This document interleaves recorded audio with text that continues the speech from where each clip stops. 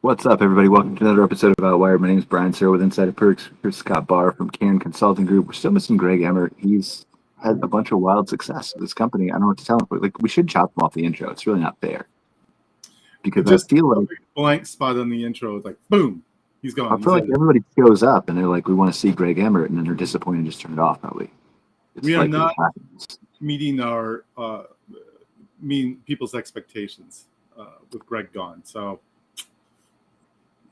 We'll see if we can pick up the weight and do all kinds of stuff. All right, we got some good, interesting discussions here today.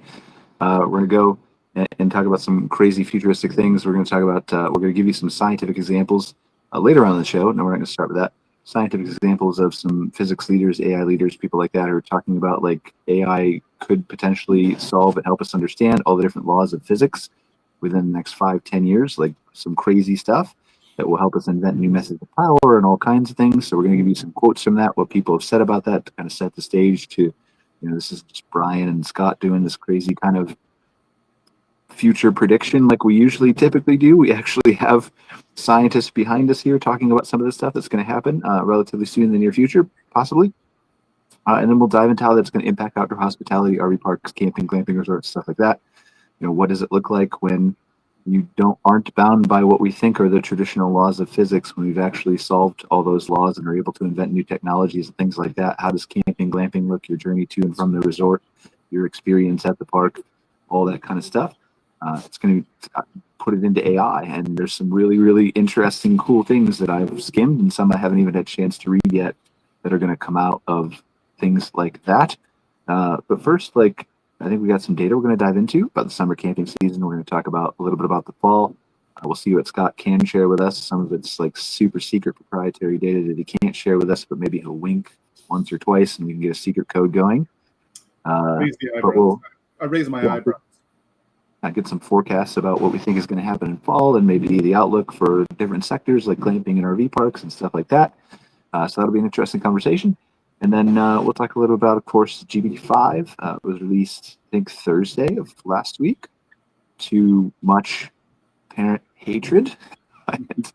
So I think it's interesting. I think it's a good conversation for us to have like a little bit later on in the show again after the data.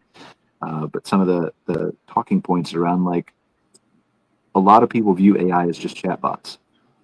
I don't. I think you don't, Scott, just based on even if nothing else, just talking to me. But it's interesting to see how people have reacted to that and what they're expecting and how like what is that next leap forward if you only think AI is chatbots, your next exponential leap forward is not coming, guys. Like chatbots can't get much better. So we'll dive into that and where AI is going and not going and why this is an improvement but isn't an improvement and sucks in some ways and doesn't. So but let's start the show with how we always typically do. What kind of came across your desk in the last week or so, Scott?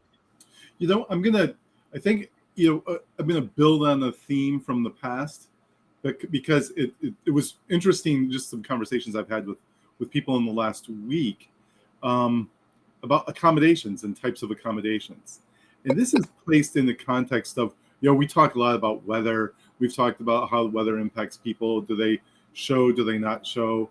And what here, like I'll use where I live as the anecdote, the example, because it is a summer tourist area, that this heat wave that we're in the midst of, where it's been 90 plus every single day, that a lot of the campgrounds are feeling that heat, literally and figuratively. How's that?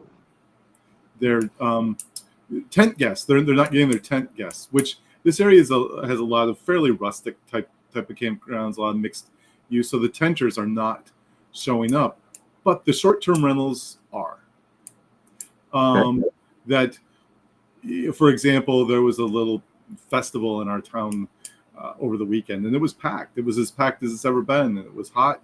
But the local people all said that the Airbnbs, the regular B&Bs, the hotels, and we actually have some motels in the area, are packed. They were all full, and the air conditioning, the climate control, they're kind of taking over that overflow, and it also is, I think, directly related to because we've talked about this in our research in the past, that like how many people are not booking their accommodations to the last minute. Mhm. So this is kind of some of the data that we've been looking at the last week as well. That nationally, in June, 40%, 40% of all short-term rentals were booked within 7 days. Now you're talking about, are you talking about glamping cabin rentals? It's part of that. It's Okay. it's a mix. But does it include RVs? It does not include RV rentals, sites. Well, like RV sites, yeah, not rentals of RVs, because it would include that, I think. But like, yeah, Right. that's what I mean. I'm trying to Yeah. different. Yeah, it doesn't, unfortunately, but I haven't seen anything from our industry that captures that. But I think this is indicative of where things are, because again, these are the overflow for the people who weren't camping recently. That they're, because of things like this heat wave, people are waiting, and then they're coming up and they're staying in these climate controlled places that they may not normally stay in. So I think that 40% figure is big. What we've been seeing, and we were saying it before, that we saw overall advanced reservations in many cases down, for the season. But with the short-term buildup, they're actually on par with last year. So I would say that the two things that I would comment on from this past week is, one, the short-term booking window is real. We're seeing a fairly consistent pattern of guests compared to last year. Last year wasn't a banner year, though, so we need to keep that within context. And we're seeing the impact of the weather. By the way, the smoke conditions here in Maine were really bad. They aren't bad now, but last week they were. So that also drove some people inside. So you had the combination of the heat and the smoke, but people still wanted to travel. I think that can't be lost in here. They still wanted to travel. They still wanted to stay in this type of area, and we just need to figure out ways to get those people in accommodations that serve our the outdoor hospitality sector. I don't know how we do it, honestly, but well, I think that stays consistent, right? Like no matter what we go through, whether the economy goes up or down, whether it's terrible, whether people lose their jobs or don't, whether AI takes over the world or AI doesn't, I think there's never going to be a scenario where people do not want to travel. Now, whether they can, or how often they're able to, or how much they can afford, or where they go, or what they stay in, or what they don't, or how long they stay, or how far away from home they travel, all that's variable. All that might change. But the idea that people will ever want to stop traveling doesn't happen. Like even if we go to the crazy thing we're going to go to later in the show about solving physics, right? Like they may end up like, I mean, they're going to want to travel to Mars. They're going to want to travel on space shuttles. They're going to want to travel to floating, I don't know, whatever you call it. Jeff Bezos wants to build these things, the floating space stations or whatever. That have like huge glass domes that like are cities up in space that are floating above. People always want to travel. Now, I think it's our role in our industry of outdoor hospitality to make sure that a piece or component of that always involves nature, plants, outdoors, hiking. But what does that look like? Like, I mean, if you're, I'm getting us off topic. We're not going to go down this route, right? But like, if you're in, I think this is years ago. I can't remember what the year this is. We should look up a video of this on YouTube and see if I can screen share this. I don't know if I can from my laptop later, just because I'm not in my normal studio. But years ago, like Jeff Bezos and Elon Musk were talking about this, and I think Bezos's vision, like Elon wants to go to Mars, and Bezos's vision is to put these like huge, like I don't know, 50-mile long space things that are floating above the Earth, right? But what they look like inside is they're all glass, and they have like miles and miles of trails and plants and forests and ecosystems. And is that outdoor hospitality still? We can't even solve glamping on Earth, so I don't think we're going to answer that question in the show. But the point is that still that grounding connected to nature, and plants are nature. Artificial sun isn't nature, but like you would have real natural sun up there, it just wouldn't go through our atmosphere, right? So, but I think that's like, again, people are not going to get sick and tired of traveling. They're not going to get sick and tired of that. But our job is to make sure, like, whether it whatever you end up defining glamping as, and we were talking about that a little bit on Fireside Chats too earlier, like as you see this crossover between hotels and even we get involved, like from a marketing standpoint, like with some almost really hotels, eco resorts, right? That are more of a hotel than are glamping because of their amenities, but like you step outside and you're immersed in the jungle and the properties there and the amenities are weaved in the forest and all that kind of stuff. Like as we figure out the definition of that stuff and everything blends together, I think the ultimate goal is just to make sure people are still connected to nature, and I think that's what my definition of outdoor hospitality is. But who am I? And they do, they want to. It's, and again, we saw even that's the difference is that, you know, where do you sleep, where are you at, you know, during like the sleep hours and so on, because the people are out there doing stuff. I mean, the trailheads here on, what day was it Saturday, it was really smoky here, and it was over 90 degrees. You know, it feels like temperature is like 97. The trailhead that's about a mile from where I live was packed. It was packed. You bring up a really interesting question. I don't mean to interrupt you again. You know, I do that all the time because I just ramble my mouth. But like, it is interesting to me. You bring up a really good point about as we talk about an outdoor hospitality as an industry, what we are primarily focused on, and as I think, whether it's said out loud or not, the definition of outdoor hospitality is where you lay your head at night, right? Is it in an RV? Is it in a tent? Is it in a cabin? Is it in some kind of glamping accommodation? Where is that glamping accommodation, or eco resort or whatever else, right? But by its definition, like strip outdoor away from it and just take the hospitality industry. The hospitality industry is way more than just hotels, right? Correct. So and maybe it is, but why isn't outdoor hospitality viewed through that lens too?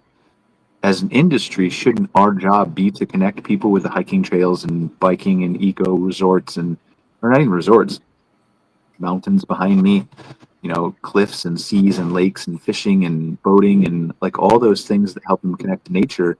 Does it matter if they're in a hotel style accommodation, as long as that accommodation is connected to and not in a big box with hallways where you have to, right? If you can, maybe the answer is if you can step from your room into outside, then it's outdoor hospitality, no matter what type of accommodation you're doing. Maybe that's the difference in the way you. That's interesting. That's an interesting take on it, because I mean, how else do you draw, where do you draw that line?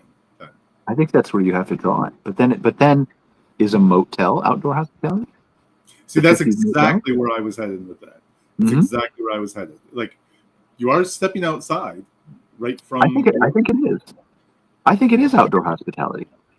I think that the people who we typically, stereotypically or otherwise, would want to attract to a campground, RV park, glamping resort, whatever, are not the type of people who would like to step out onto a parking lot. But that's the outdoors. Let's be fair. Like, it's not the outdoors that I'm seeking on vacation, but you're outside. Like, who are we to judge? And honestly, if you step out of your cabin into a gravel parking area, the only difference between that cabin and the motel is that you're just side by side with other rooms. Yeah. If you scrunched all those cabins together, now it's a motel. You pull them apart like an accordion, now they're cabins. But even like, I mean, I don't know. I'm trying to think. Like, so like to me, like I was talking earlier today, like on Fireside Chats, briefly about how like I've been booking this vacation to Ireland. I'm going to go in September, right? As I look at the different types of accommodations that are available in Ireland, one might think that me hosting this show and being involved in Fireside Chats and like obviously, you know, doing marketing for 400 or 500 different campgrounds and all the things that I do with Modern Campground and things like that, that I would be like an avid glamping all the time, everywhere, like nonstop, right? And I'm not because I don't want to necessarily, but because, well, they don't let me out of the office much, and I do too many podcasts. But so, but it's interesting to me as I start to plan this trip around Ireland, and like we fly into Dublin, it's a big city, but like we really want to see the outskirts of Ireland, and we want to go around where the cliffs are and the oceans and the hiking trails and the nature, and that's right. And so I started inherently trying to look for glamping resorts, and I think I told you this briefly on a call, Scott. Like we were talking that like a lot of the glamping over there is the same type of glamping that we see over here, in that a lot of really smart entrepreneurs have decided to take this beautiful piece of land that they own, some more beautiful than others, but and have just lined up cabins right next to each other. And there for sure is an audience of people who will pay for that, right? That it's Correct. not me. It's not me. But to me, that's more of your motel style glamping, where it is disconnected. It's a disconnected accommodation in most cases. But you're still stepping out into nature, not a parking lot typically, at least not the ones in Ireland that I was looking at, right? And many of the ones in the United States too don't step out on parking lots. But you're still stepping outside. And so if you look at something like that is glamping. It's not my style of glamping, but who am I to judge? Just like the motel, like maybe the person stepping out into the outdoors, they're excited to like have that breath of fresh air when they get out of the motel. They're going to hop in their car and go hiking in a trail 5 minutes down the street. That's still connecting people with the outdoors, right? And nature, and that's accomplishing our goal is to get them there. But also then, I don't know, like I think there's something to be said for even, and I don't mean this as a slight in any way, for the people who stay in hotels all the time and who do the same thing, right? Like if you're staying downtown in the city, like my last 2 nights are downtown in Dublin, and I want to walk around the city and see all the pubs and bars and go to the Guinness Storehouse and all that stuff, right? Like I'm outside, but I'm not like, that's the end of my trip. Those are the only 2 days that I'm spending in a city that are not related to hiking, outdoors, nature, waterfalls, stuff like that. And so in that case, I have a purpose, and that's not outdoor hospitality. But if I were to stay, like if I'm staying in one of these bed and breakfasts that I've booked, right? Like these small bed and breakfasts that are like 4 to 8 rooms that are literally like 2 inches away. You can step out of the back of the B&B. They're connected, right? Like a motel. You can step out of the back of the B&B or sit on the outside of the porch, and like the ocean is right there and the cliffs are right there, and it's like 2 meters to the beach. Is that not outdoor hospitality? It's really like, so I think it almost has to be, but then the argument too, like is in the B&B, you're probably not stepping right outside either. Right. So I don't know. We should ask AI this question, like define outdoor hospitality and not outdoor hospitality. But there's something there with the stepping outside and the disconnected from other people that I think is truly outdoor hospitality. That's what it has to be. The B&B is not, although it's really close. And I think if you can foster that love for stepping outside from a hotel or from a B&B or from whatever else, if you can figure out how to foster that love, that's a crossover customer for you anyway.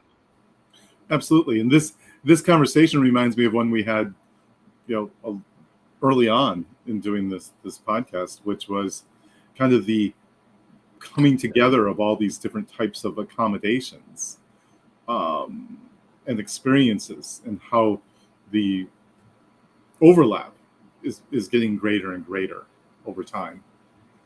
That the distinctions are I mean, if we're struggling this much to do it, you know that the distinctions are minimal in some cases, and we're splitting hairs in others. Do you have any data to share with us on glamping or on glamping?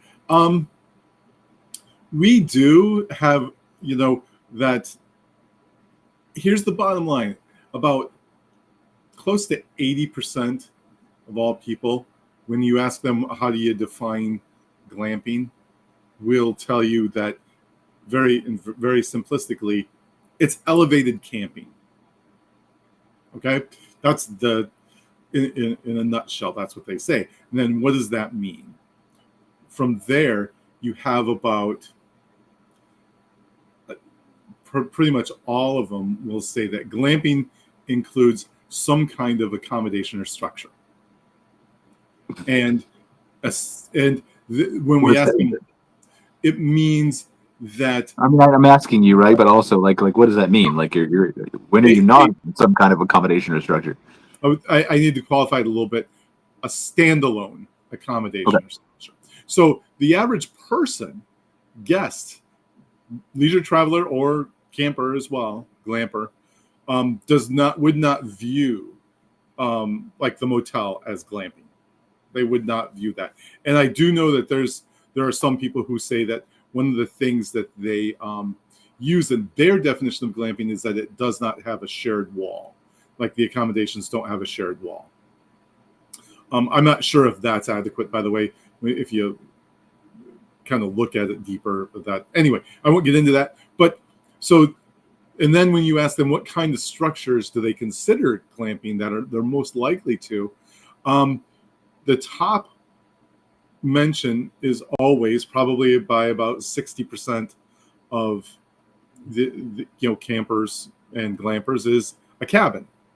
A cabin is the first thing they think of. A cabin or tiny home is the first thing that they associate with glamping. And from there, by the way, the percentage of people who think RVs are glamping is about 27%. You start now. I know we're in a different realm all of a sudden, but you That's can kind fine. of see it's What Outwired is. We just jump around. Yeah. Catch up, people. So when you ask people to define it, it's kind of all over the place. But you know what? These results are consistent. We see these year after year. We don't see a big changeover in how people are defining glamping. If you add any kind of service that you normally wouldn't get at a campground, they consider it glamping. If like say even a food truck on site, people consider that glamping. And there's a difference too between saying having it be a glamping experience and a glamping accommodation. And we make those distinctions. People don't necessarily do that. In my view, I'm going to show my bias here, and I'll stand behind this and I'll argue it, is that if you just have a cabin at a campground with no additional services associated with the stay in that cabin, it is not glamping. It is staying in a cabin at a campground.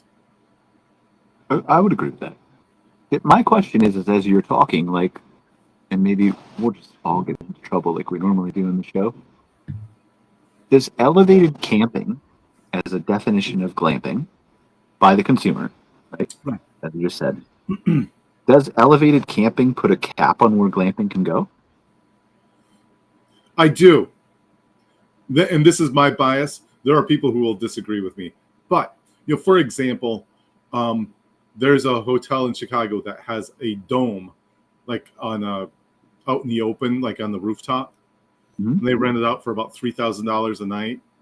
I do not consider that glamping. They call it urban glamping. I don't call it that. It's on a rooftop at a hotel. I personally don't put that in the definition of glamping. Someone could argue with me, and maybe we'll come to blows on it. But the bottom line is that I don't. In my experience, I think if you presented that to people, to leisure travelers overall, and say, "Do you consider this glamping?" I would go out on a limb and say that the vast majority of people would not. Sorry, I didn't mean to share that already. I was just preparing it. I thought you were going to hit me in the face with Bezos there. It's like, yeah.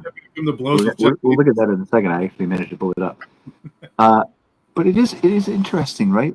I just think that sometimes we get caught up in this definition of sometimes we get caught up in this cycle of trying to define things so much that we get lost in the definition or trying to define versus what we're actually trying to provide. And everybody's different, right? Again, I don't think that an RV park with cabins should be trying to be glamping. I think the only reason that they're trying to be glamping is because they feel like they're trying to latch on to a different type of customer who will come to their property. But in many cases, the glamping customer, depending on their definition and history and what they've been exposed to, are not necessarily looking for the campground with cabins. Now, that's not to say that's not a good experience. There are absolutely lots of people who are looking for a campground with cabins, right? Millions of them, right? Oh, yeah. We know this. And so I'm not slighting that model of things. I'm just saying that you have to be careful, just like we talked about on last year's show. Not careful. You have to be cognizant of, just like we talked about on last week's show, about who do I go after, who do I partner with, who's my market, who's my niche audience, who am I targeting? Do I want to go after business travelers or groups and corporate events like we were talking about on the show earlier in Fireside Chats? Like, who am I really trying to attract and go after here? And if you're trying to go after the person who has never experienced glamping before, I think they're all in for an upgrade, especially if an experience at a campground, especially if that person or that person's family or friends have grown up in camping or RVing. Mm-hmm. Then they are like, then they're, all right, I value more the experience of a campground, the community of a campground, the talking and seeing my neighbors, the kids hanging out at the playground and all being safe. I say safe because like there are lots of safe places outside of campgrounds too, but it is very true, I think, that a smaller community by definition, which would include a campground, is safer, generally speaking, right, than a larger city. I think it's just a numbers game more than anything. But anyway, we won't get off on that tangent. But I think it's just interesting to consider, like, you have to think about your guests, and everybody wants the well, I want the glampers too. Sure you do, but they may want you the first time or the second time, or they may be, I don't want to say, yeah, fuck it, I'll say tricked. They may be tricked by your photography and thinking they really want to stay at your quaint cabin, but by the time they get there, if they're not looking for the type of glamping as they define glamping, not that yours is wrong or right, but as they define it, then all you're going to end up with is bad review and an unhappy guest. And maybe you got their money, and if that's your goal, congratulations. But if your goal is a repeat guest or good reviews or recurring, people coming and being funneled to you because like just when I'm booked on Ireland, right? I'm looking on booking.com. I'm not touching anything that's less than a 9+ exceptional on booking.com. I won't do it. Mm-hmm. Like, I mean, and you have to have a couple hundred reviews at least too, right? You can't have a 10 rating with like 6 people reviewing it. Like, that's all your cousins. We all know that. But like if you've survived and you have 4,000 reviews and you're 9.1 or 9, I mean, really, like the crazy ones that I stay in all the time are 9.7, 9.8. Like you can just read through those reviews and you can see like the difference in the reviews, even between I went to this place and it was a really nice location and it was a great experience and breakfast was good and the host did a good job. That's usually like a 9 to 9.1 or 9.2 property. The 9.7s, the subtle difference I've noticed after reading so many reviews is Sally, the host, Tom, the host, Tom told me stories versus just the host did, right? Yep. And I think it's just really interesting to consider. Neither one of those is wrong. There are people who will do, millions of people who would do both things, but you have to understand, who am I as a property, or what do I want to build as a property? Who do I want to attract? Am I more of a volume style of person who wants to put the cabins side by side, or do I have a beautiful property in Ireland who, like, I can put them side by side because like I can have the best of both worlds then, because like you can step out and see the ocean and the cliffs right in front of you, and like, yeah, maybe I don't want to be 2 feet away from each other, but like, look, it's the ocean. I can just look straight ahead and start looking at my neighbor if that's not what I want, right? I don't know. Am I talking too much? Like, No. I feel like This is in my we're talking hospitality, and I think that this conversation, it's all hospitality. Like that's the thing. But, like, well, it is, but I mean, this is where the rubber meets the road with it. I mean, it's that that personal touch, like the names. Anyone who's knows how to deliver good hospitality knows that if you can get people to remember your name, and for a good reason, that you've done your job. That person, it's memorable. That person remembered your name to write on a review. I can't remember half the people I see every day. So if someone can make that memorable, that's what it's all about. That's the experience. The hospitality, to me, in terms of looking at how we define it, it's the human factor that's the overriding issue. It's that human intervention, that human ability to provide something additional other than the basic, infrastructure of the services and amenities you provide, that separates it from being just an accommodation to a hospitality experience. And it could be Tom, or doesn't need to be Tom, right? It could just be the special little touches that you put around the cabin, or the amenities, Right. or the thought you put into things, or whatever else, right? Yep. But it's all like, and I don't know, like, obviously I'm not going to be egotistical and arrogant enough to say, like, I know how to open one of these properties and do it well. I don't. But I feel like after you get past what I would consider the hard part, permitting and logistics and building and all the preparation, all that hard part, once you open the resort, I feel, or you're getting ready, like you've got all your ducks in a row and you're just ready to say, like, here's the blueprint, I can build whatever I want, like, here's what I want to place it, here's the amenities I have, right? Once you get to that point, I think that in my mind, it is so incredibly easy to make people really, really happy and thrilled and turn them into brand ambassadors for you. And it's not that expensive. And it just takes a little bit more effort and thought into how they perceive you.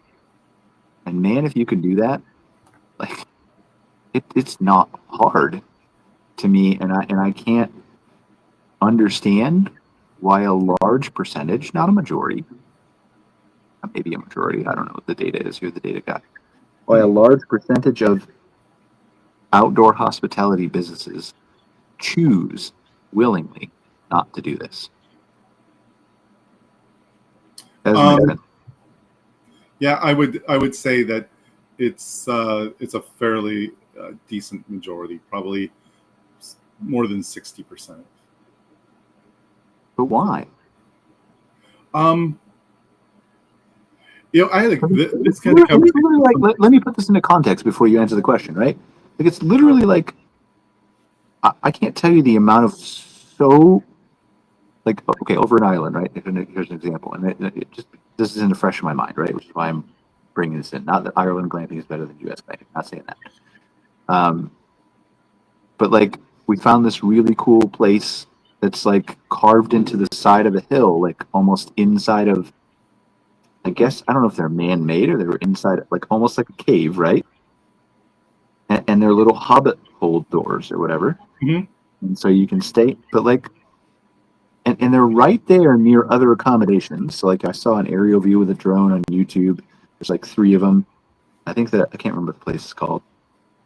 Waterfall Caves or something like that. Although I didn't see a waterfall. Anyway, there's like a cabin that's like a nice cabin that's right, I don't know, 100 yards away, whatever else. So they clearly have infrastructure, is my point. But none of those 3 magical, really cool places, there's 2 things wrong with it from my perspective, right? Number 1 is when you get inside, and I'm having this problem with the castles in Ireland too. When I get into a king castle in Ireland, why doesn't that fucking thing look like a castle inside? It looks like a castle outside, but when I get inside, it's all modern and looks like my house. So like, I'd rather just, I'm all outdoor hospitality then. Like, let me just pitch a tent in the yard and look at the outside of the castle all night. Like, if I'm going to spend $1,000 or $1,500 or $2,000 a night on a castle, it's like a fucking castle. I don't want like some swords on the wall, and I want the stone, like, right? Right. I found a couple places where like I can stay like that in Ireland, and and that's interesting to me.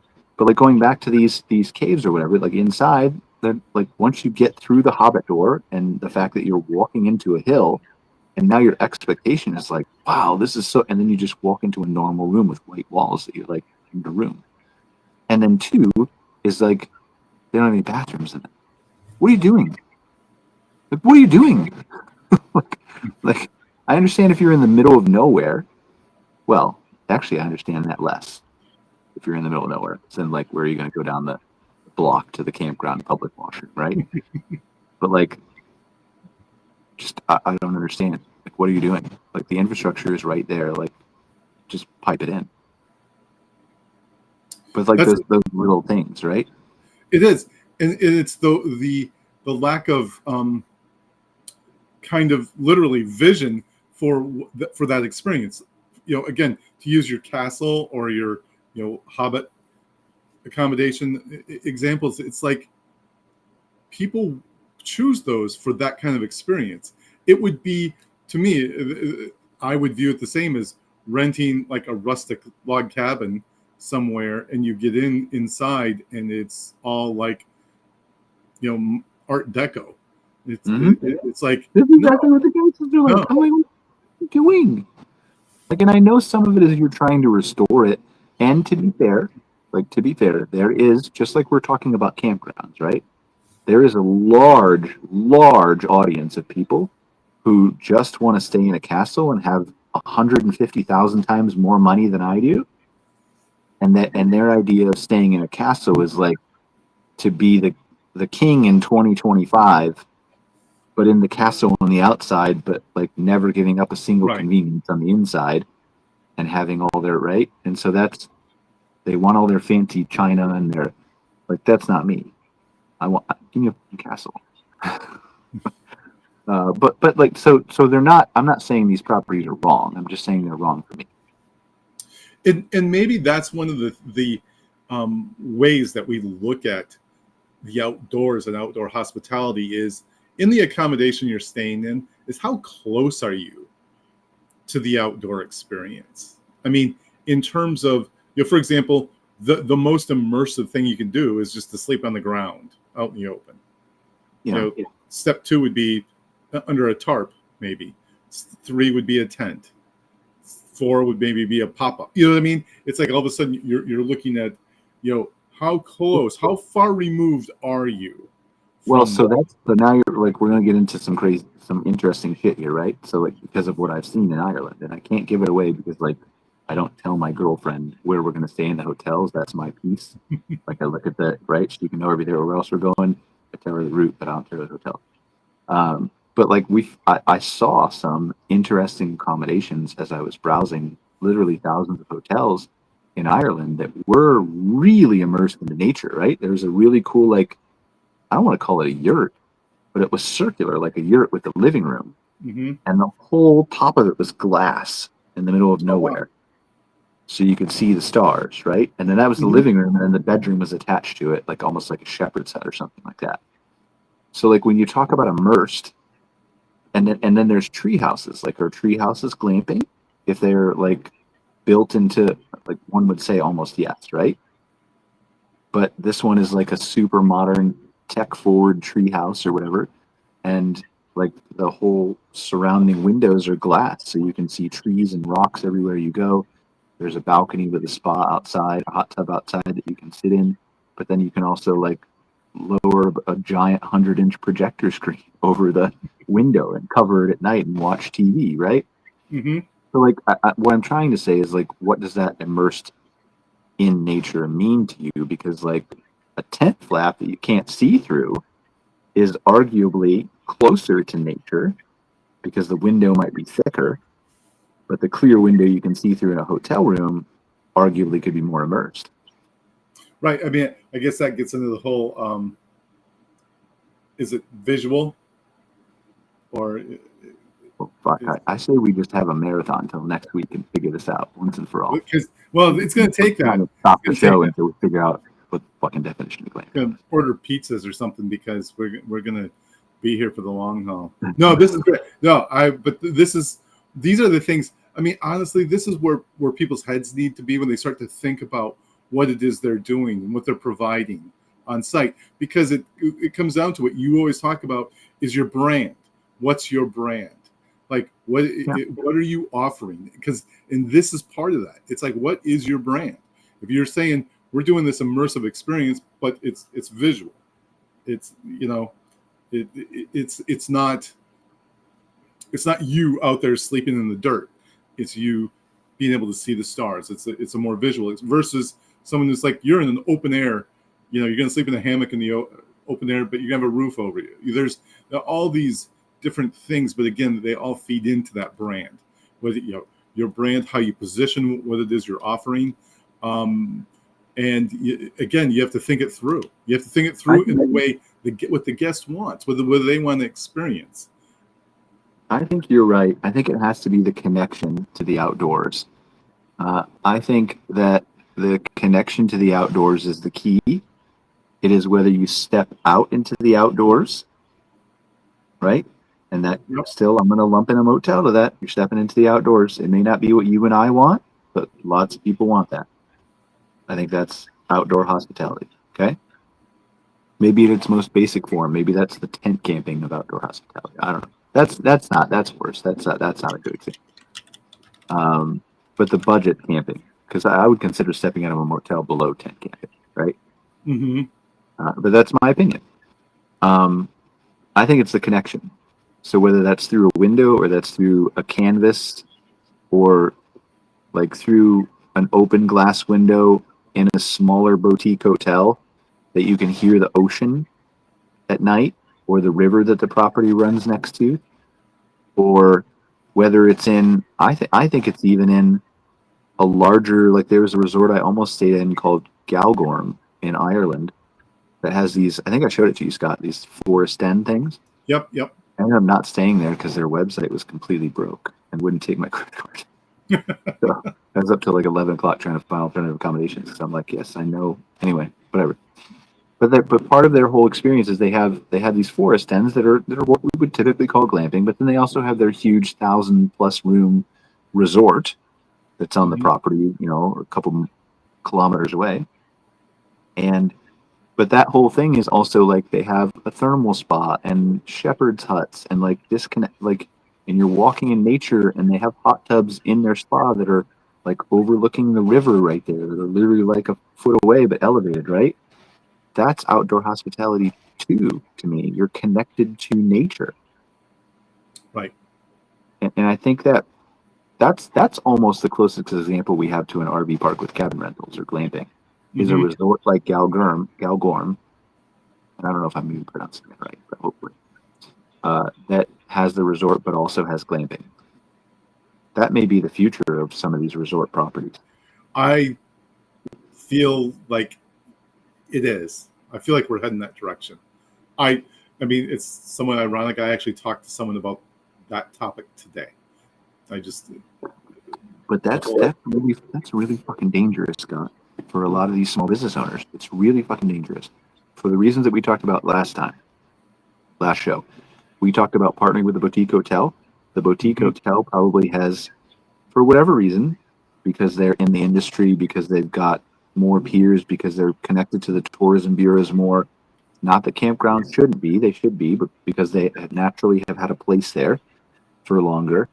They've got bigger email lists and better marketing machines and more budget to spend and all those kinds of things, right?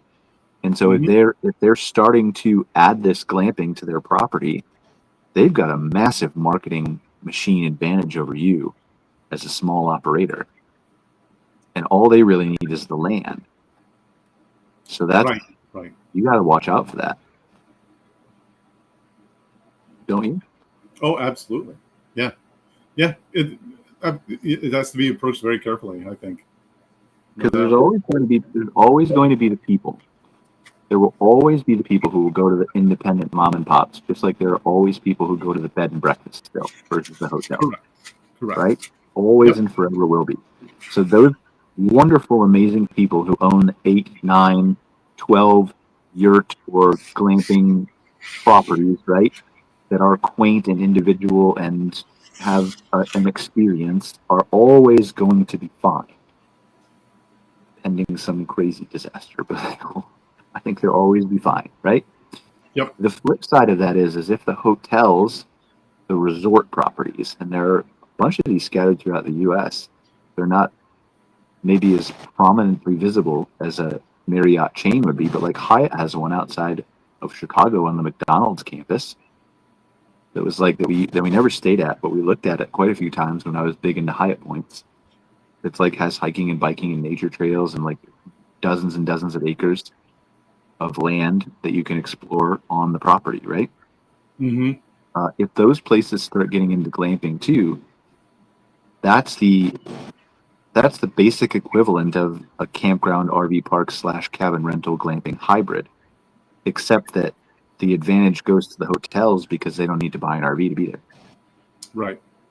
So the RV people that you would have an RV, or the tent camping people you'd have to have a tent, can already come to the hotel rooms and be a hotel person. Let's call them a regular hospitality person, Mm-hmm. without owning anything. The hotel has a leg up. Then they also add glamping, which also requires people to have nothing, which gives them the outdoor experience, which gives them what you're trying to offer at the campground too, which then just makes you even more beholden. Like, right? Again, I'm Right. not saying there's not a place for this and you can't survive, but you better watch out. Yeah. And Not again, that you can't overcome it. Not that you can't overcome it. Not that we as an industry just have to seed this by default. We don't. But if you don't start thinking about how you're going to market and your brand and how you're going to be perceived and all these things that these hotels have 10 people for in-house. Sorry, I'll shut up now. no, it is. Again, who are you attracting? How you attracting them? What's your brand? What are you offering? You have to think about that. It has to all be well thought out, because maybe those things don't work for you. Maybe they don't, but it has to be thought through, and it should be considered an option, because I do feel like there's a large part of the market right now, especially, who is just not interested in camping or RVing. What they want is they want to stay someplace that's comfortable and convenient, safe, and maybe dip their toes in the outdoors a little bit. There's a lot of them. There's a lot of people like that, and it's been what has been impacting our industry for the last couple of years. I think a larger part of the problem, I'm going to wade into dangerous territory again. I think a larger part of the problem is the difference, and I'm going to quantify this before I say it, right? There are thousands of operators who fall somewhere in the middle who are wonderful, amazing people, right? But there are people who want to go all in on experience on one side, right? And those are sometimes big properties, sometimes middle properties, sometimes small properties, right?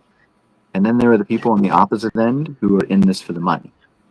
Now, that does not just mean the typical, like, people you would think of when I say that, like hedge funds or investors, or because there's a lot of really good people who are hedge funds or investors who want to balance, who are in the middle, right? We just talked about, who want to balance that stuff. But I think there's so many people, whether they admit it themselves or not, is the reason that they're, and this isn't just related to campgrounds or RV parks, this is coffee shops and pizza restaurants and accounting firms and all the small businesses, right? And big businesses too, but like focus on small business too, have just started their company as a way to make money. They just want to create the minimum viable pizza that will sell, or the minimum viable account, because they know there's a need for the service. They are fulfilling that need. So again, I'm not attacking these people or saying they're anything less. I'm just saying they're different, right? And they're meeting that need. They're meeting a need of RVers who need a place to go near X place. They're meeting a need of people who just need a cabin rental or will go near X place, or don't really care about the experience. They just want to go glamping near X place, or right? Mm-hmm. So they're meeting a need, they're fulfilling it, they're succeeding in business. But also, if the primary goal and driver that you have,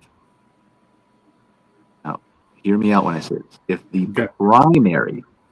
if the number one reason you have to be in business is to make money, you are inherently at a disadvantage, and always will be. Always. That it doesn't mean that your incentive of yours can't be to make money. Of course it should be. You're a business owner. Right. But if your primary number one thing that you always want to do is make money, and then number two is something else, and number three, number four, number five, number 10, number 12, number 20, you're fucked long term. You are. Because when the economy goes down, right, like there's a shift as one example, and there's many things that impact it. When consumer sentiment changes, when People look for different things when they have less budget, or they're more, even not less budget, they're more careful with where they spend their budget than the pizza shop that's 3 stars on Google that like is pizza, like is gonna lose because they're gonna go to the 2-star Domino's or Pizza Hut. Although I've seen some Domino's get 4.5 stars. To all the people who rate Domino's 4.5 stars, what the fuck are you doing with your life? Go eat a real pizza. Sorry, back to our regularly scheduled program. But like the 2-star, like the budget people are going to go from the 3-star to the 2.5 star to the Pizza Huts, Domino's, or whatever else is, right? Because they're cheaper. Remember, the 3-star pizza person still wants to make money, and he's making his own pizza. And it's not the world's greatest thing by any stretch of the imagination, but it's a step up from pizza. So he's caught in the middle, right? Yep. And then there's the people who will always go, like me, who will always go for the 4.7-star restaurant because, like, it's really fucking hard to get a 4.7, 4.8, 4.9, especially on Google or Yelp or anywhere else. I know that pizza's going to be pretty fucking good. And if it's not good, like even when I tell people when I go to the breweries and try the flights, right? I go to the breweries and like I'll try a beer that is not my favorite, but you can still taste the fact that the brewer cares about the beer, right? I didn't like it. I might not have it again, but it's still a good beer because they put care into it, and you can taste that if you're a craft beer connoisseur or a pizza connoisseur or a camping connoisseur or whatever. So I just think that like you've got to think about this stuff, and you've got to decide, like, just like in the economy, the middle class is disappearing. We don't want them to. It is. If you're stuck in the middle in camping, especially in the economy, right? You have this data. You can back me up, Scott, or you can tell me I'm crazy. Maybe I misunderstood you. But like if you look at camping, they're splitting 2 ways right now. Like and maybe that splits further or changes depending on what I'm allowed to say and what I'm not, and what you know and what you don't know, and what you're willing to share and can't share. Some of which you shared with me, and some of which you haven't, because you can't share it with me either, right? Was that a good enough disclaimer? Absolutely, it's perfect. Okay, all right. But is the middle of the road campground? Let's just keep pissing people off. Let's call it a KOA holiday. The middle of the road campground. They're just going to be a good example for me. I'm not picking a KOA holidays. Really, but like the KOA resort and the KOA journey, the campground, the BLM land, and the luxury RV resort, right? Yep. Same principle as the pizza. If you're staying for the, like, I can afford this, it's budget, it's a step up from the lowest priced BLM land. I'm getting a pool and a miniature golf, but it's also like, just show up and I play pool and miniature golf, and it's the same thing I can do at hundreds of other places. It's not really anything special. Then you're more likely to go one way or the other, to break to the I have more money, or I want to travel less and I have more budget to spend in a luxury RV resort. I'm going to go with the higher rated one that maybe has the same amenities but has a better story or better experience. Or for budget, I'm going to go to the BLM state park, provincial park area. The people in the middle, long term, always get fucked. Because they haven't picked a direction. You're trying to be a jack of all trades. You need to decide what your brand is. And if you decide what your brand is and who your customer is and who you're catering to, and build your accommodations and build your amenities and build all the things around that shit, then guess what's going to happen? You're going to, assuming you did your research right and didn't build in the wrong fucking place, you're going to get the right people into your property who give you all 5 stars. Who are like, fuck, you were amazing. I've never had anything like that in my entire life. Right? Yep. And that phenomenon is something that it's where the market is right now. It's just the more rustic, basic experiences. I mean, look at boondocking, BLM land, all those places. They're packed. Talk to anyone who does it. These places are packed. The state park campgrounds are booked. National parks are pretty booked, I think, now. But you know what I mean? Like the state parks, I'll use those more as the example. I know here in Maine, the state parks are doing great. They are booked. They are doing gangbusters. And then luxury travel is up. It is. It's that the people who spend all the money on those expensive places, they're doing that. They're still doing that. I could almost show you in the data how that's playing out. But yeah, 1 second here. 1 second here. To the people in fucking Ireland who booked my hotel that I wanted before I could get it for the weekend near Dingle in the Dingle Peninsula, you need to go cancel now because I need to book that for that weekend. Okay, go ahead. well, hopefully you get a response there. But yeah, it's so what's been happening is, again, the middle is getting squeezed. They're getting squeezed the most, and that's why, as you say, it's more important than ever to establish your territory, your brand. Stake that out. Give people literally stake out your territory. I think we should do that. That's good advice too. Yeah. So harpoons, guns, walls, barbed wire. Maybe not barbed wire. Yeah, that might be a little much. Depends on the experience you're going after, honestly. Well, maybe you're going for the whole incarcerated feel, but or you keep it out the zombies. I don't know. But yeah, it's like that's where we are now. That group in the middle is either day tripping, means they're not staying overnight at places.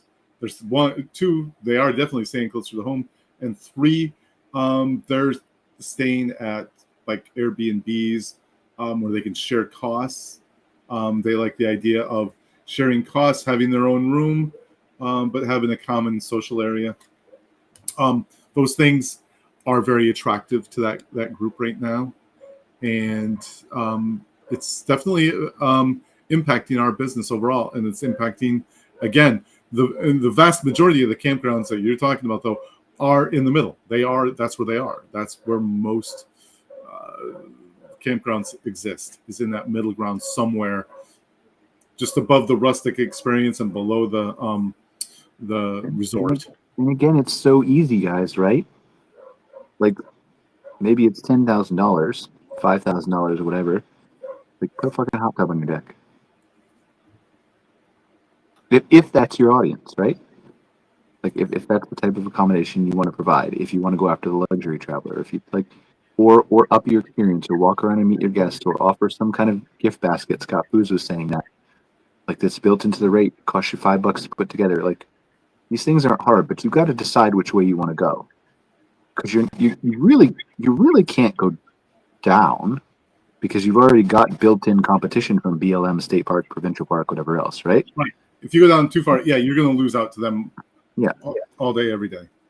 But this is the problem. The people in the middle, like, you guys need to pick up a way to go.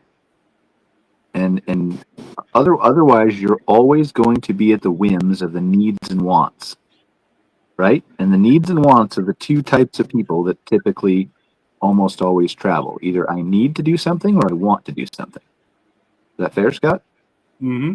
Yep. Okay. So the people who need to do something are, I need to go to stay at a place near a river, lake, canyon, state park, a museum, an amusement park. I need to go stay somewhere. And I have maybe an RV, or I like staying at cabins or in campgrounds, but I need to go there, right? Then there's I need to save money because I'm a budget traveler, right? Or I need to go one of the places in both, right? And then I stay at state park BLM. But those people are going to break south if the economy goes. They are, because they're still going to need to want to go to those places, or maybe they'll just day trip, like you said. And then there's the wants. There's the want people, where, like, I want to increase my stay a little bit. I want to get a little bit better pizza, right? Or a little bit better accountant. But as soon as they can't, like, I don't know how to phrase the need, right? But as soon as they don't have the ability to easily make that choice, they'll happily and without consequence go back down to the BLM land, state park, provincial park, and still have just as good of an experience. Mm-hmm. Okay? Nobody's going to notice the difference between the Domino's pizza and the 3-star Tom's pizza. Like, long term, when it's all about saving money, you're going to be just happy because you're eating pizza. But for sure, you notice the difference with a step up to the 4.7. Now, the 4.7 doesn't have to be a luxury pizza. use pizza as an example, right? It doesn't have to be. So we talk a lot about luxury campgrounds. It doesn't have to be a luxury campground. It has to be a luxurious experience for how your person defines luxury. Is that talking to the owner? Is it getting their insight? Is it hearing about their journey through building their property? Is it the gift basket in your room? Is it the bottle of water? Is it the amazing breakfast they cook you in the bed and breakfast? Is it the luxury RV resort to and the multi-million-dollar pads and water? Is it, right? Luxury, I think that's another problem. We should define luxury too. Like, because luxury is an overloaded word, but like to me, it's a heightened experience. Correct. It comes in the typically luxury when considering hospitality. It comes in two forms: service and amenities. Combine the two, and now you have true luxury. Yeah, but there's right. But luxury doesn't have to be chandeliers and china and right. No. That's no. I mean that's the definition of luxury, but like that's not when we're talking about high end differentiation. I don't know what it is. Whatever, you know what I'm talking about. Right.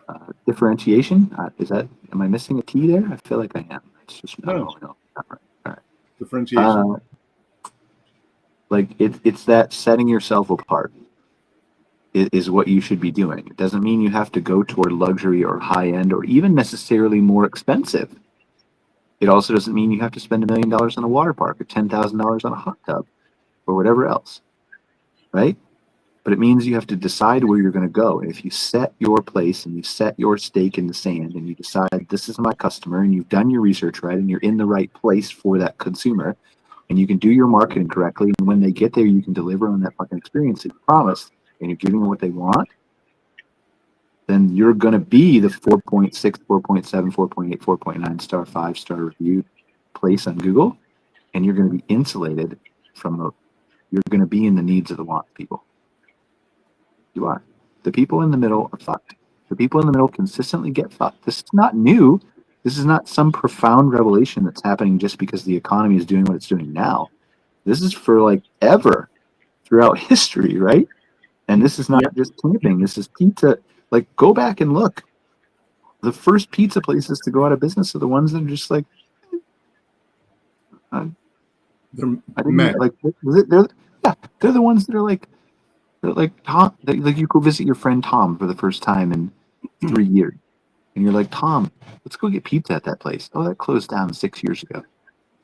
Nobody fucking noticed. Right. So like, just you have to pick a lane and go for it. It doesn't mean you have to be something that you're not, or change your personality, or be like everybody likes to make this argument that like hospitality is a human connection, and it is, but the human connection doesn't have to mean you look them in the eye and shake their hands. There's all kinds of ways to pass through a human connection that shows you care. And depending on your brand, maybe your brand is the human connection, maybe your brand is a meeting in person, maybe your brand is the gift basket, maybe your brand is the bottle of champagne. Right. Cabin. So, but there's data to back me up on this, right, Scott? I'm not just blowing smoke. Oh, absolutely. I have tons of it. We can talk about it all day. It's it really, when it comes to luxury, again, it's in the eye of the beholder. You know, if you've been out on a week-long backpacking trip in Alaska, when you come out, a bed with any kind of mattress and a pillow is luxury. Mm-hmm. And the cheeseburger and the little cardboard thing with, fried frozen French fries is a luxury meal.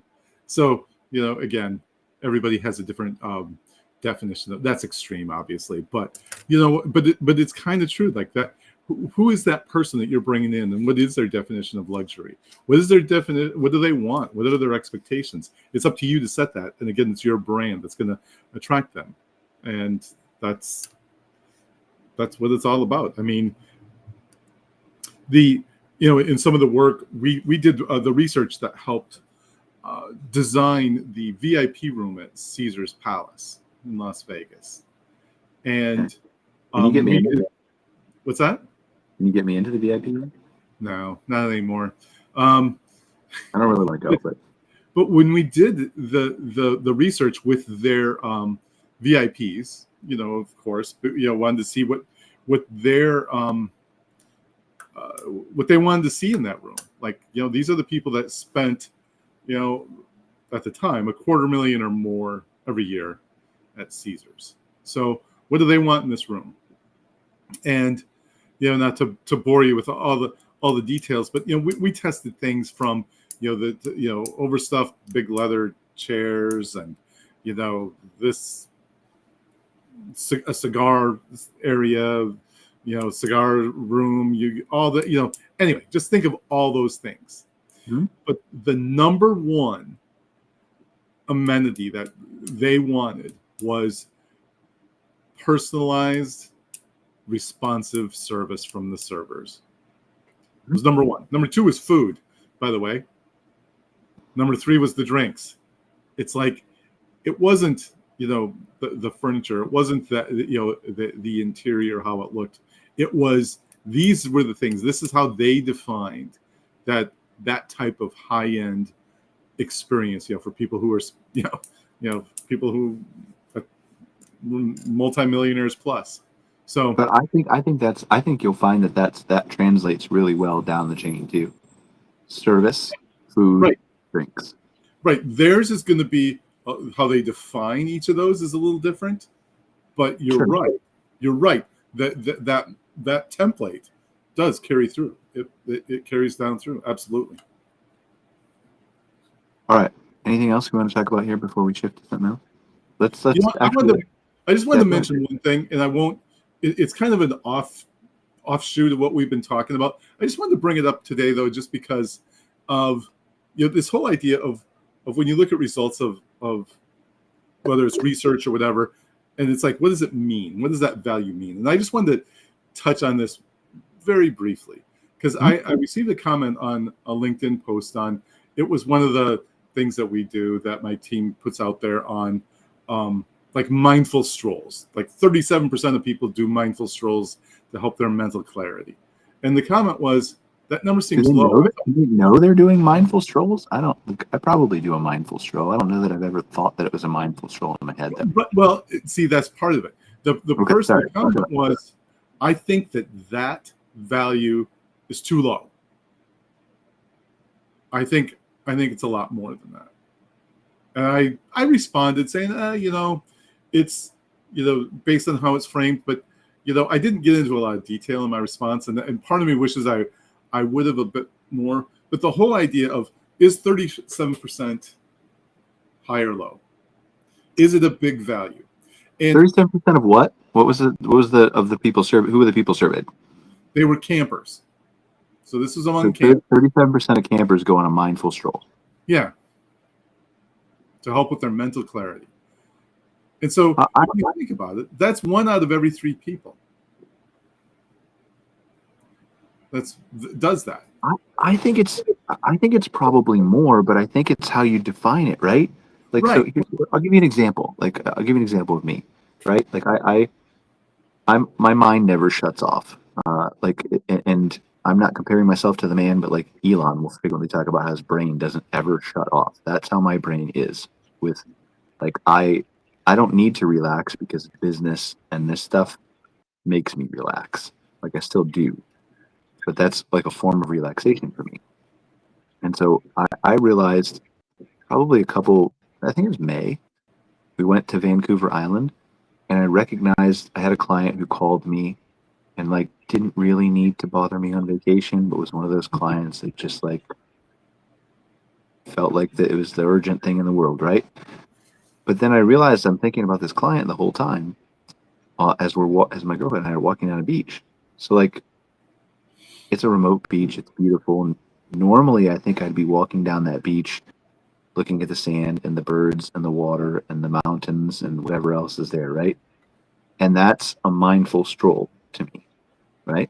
Maybe as you define it, maybe as they define it. But also, I think even thinking about business could also in some ways be considered a mindful stroll. if you're solving problems or what you're considering or what you're, so it depends on how you define it, right?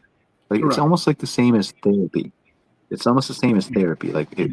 Have you ever done therapy? Everybody in the world has done therapy.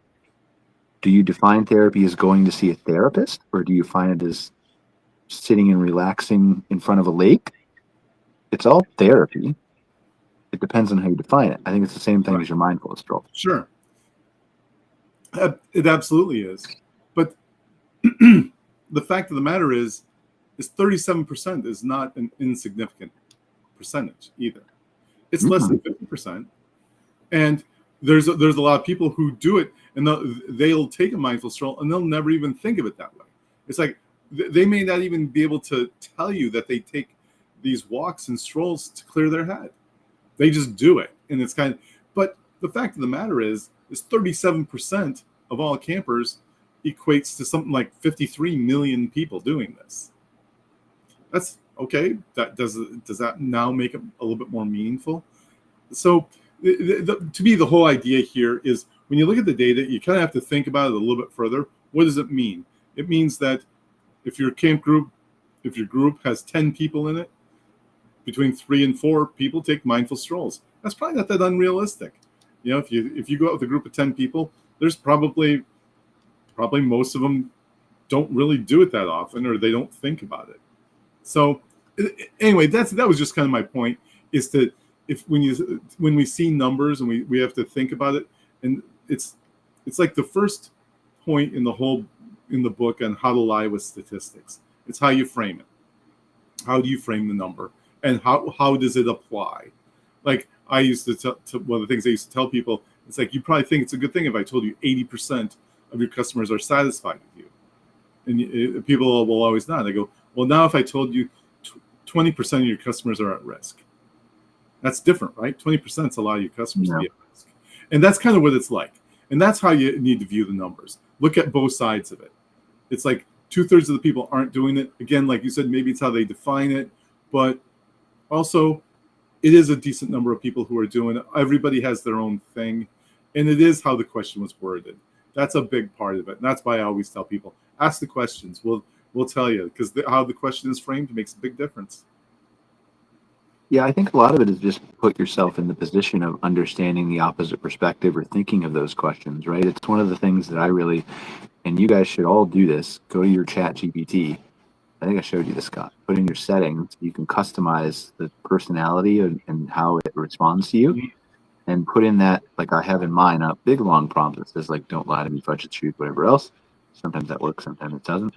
But what really does work is always use the Socratic method. When you're answering me, show me the other person's perspective inside of the argument when necessary, that kind of thing. Mm-hmm. And it will always, almost always, on the thinking mode anyway of GPT-5, it will give me questions at the end, like, here's your Socratic questions, and it will ask me, like, but what about this point of view, or what about that, or what, have you thought about that, or have you been, and it always makes me think of something different or in a new, unique way that I hadn't considered before. And I think there's that, like, that's really helpful, I guess is what I really want to say. I could go different places with it, but yeah, it is. And anyway, that was just kind of a point. It was one of those things that came up this week, and I just wanted to kind of bring it up because it'll probably come up again. And I just, again, keep asking the questions. I like that approach with ChatGPT to use the Socratic method. And did you notice that our fonts on our names are in Comic Sans for some reason too? Or whatever kind of weird, funny font that is? Just noticed. I hadn't noticed at first on my screen. Oh yeah, now I can tell. Yeah. Anyway, it looks like the Hanna-Barbera font or something. Yeah, it must be because I'm on my Dynapuck. Can I change this in real time? Bangers. Ooh, look at that. I can change it in real time. Oh. There's the default. Now the default looks really boring. Kiev type Sarah. Laura. Still doing all that. permanent marker. Pretty like protest riot. Right, we're just gonna use robotics labs. Okay. Anyway, so before we go into because I wanted to get to the physics thing, I think it's really interesting. I didn't think it was going to be actually as interesting until I ran it through the ChatGPT prompts. I think there'll be some cool stuff for us to talk about, and like I'm probably going to end up writing a blog about this. I think it'll be really interesting for like us to be thought leaders in this space, because what if it happens, right? But before we do that, this is 6 years ago. 6 years ago, I want to show you this video. We need to decide if this is outdoor hospitality, okay? This is your call, Scott. I've appointed you the ambassador of all campgrounds and RV parks globally. And Jeff needs to know if what he's going to build here is outdoor hospitality. This is 3 minutes. I just want to watch it a second. Okay. I think it's boring, we'll turn it off. But like it's 6 years ago. I watched this when it came out. I don't remember what it is. Can you hear the audio? Jeff Bezos dreams that one day 1 trillion people will do something as the internet loads. Jeff Bezos is not loading on YouTube. Jeff Bezos dreams that one day 1 trillion people. It's right there. It's hiccuping on you in the same spot. It's a glitch. Quality 1080p premium and 760.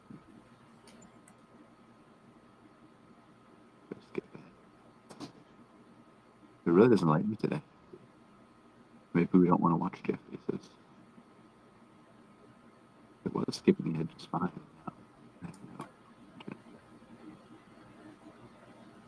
Let's see if we can just connect to the Wi-Fi.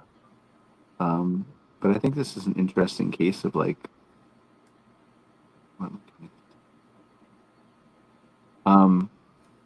what is outdoor hospitality?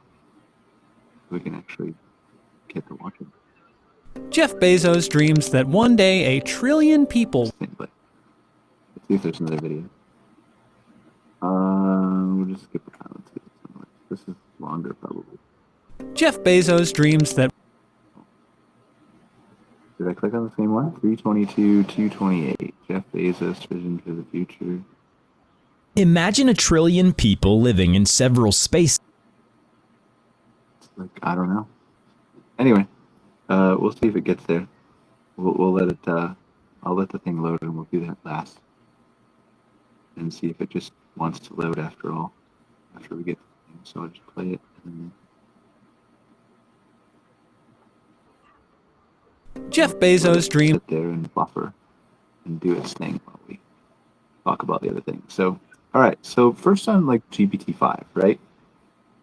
I'm gonna share my screen here, and we'll talk about GPT-5. So Scott, have you played the GPT-5 or GPT-5 at all since it came out? I have not. Okay. Yeah. So there's been a lot of talk in GPT-5 or AI circles. This is just really not working for this laptop. There's been a lot of talk in AI circles about, is GPT-5 better or worse, right?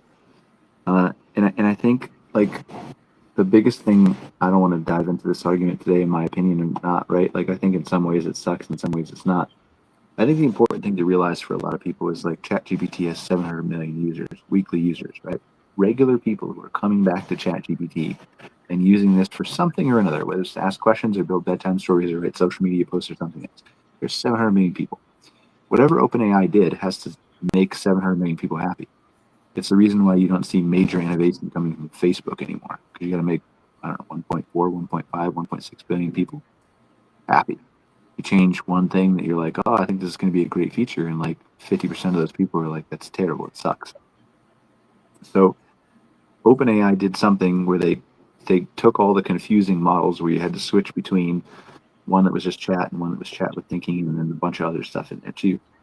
And they condensed it into one GPT-5 and took away all the rest of the models in an effort to allow these 700 million people to have access to a much smarter frontier-based model than they had before, even on the free plan.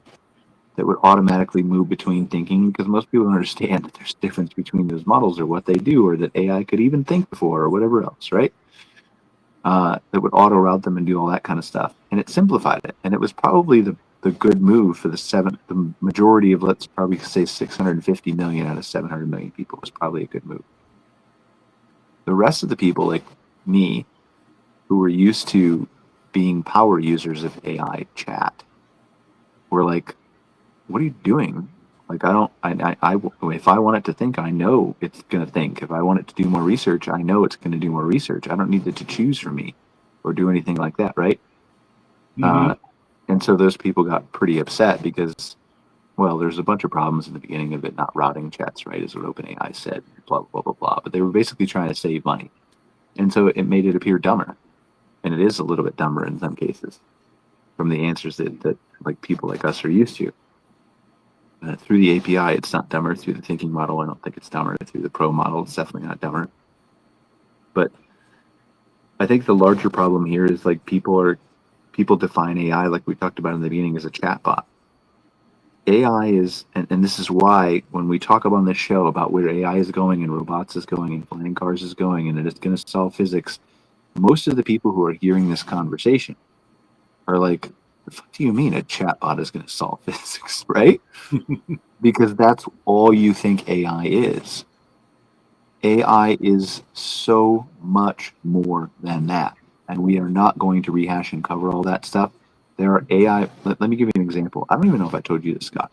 There's an article in The Information, which is like I don't want to call it really expensive, but I think I pay like $500 or $600 a year to have access to the publication, right? And they break a lot of the news. They have a lot of insiders in the tech world overall. And they published a story maybe a month or two ago. Date's probably off, right? I read so much stuff where they were talking about how, and I don't know if you remember this, Scott, because whether I talked to you about it or not, but like in December of last year, they had the announcement where they announced O3 as part of their 12 days of Christmas. And they put out all these benchmarks and they were like, this thing is super smart and crushed through all the benchmarks in math. And everybody's like, wow, this is amazing. And they were talking about it and everybody was hyped up and excited.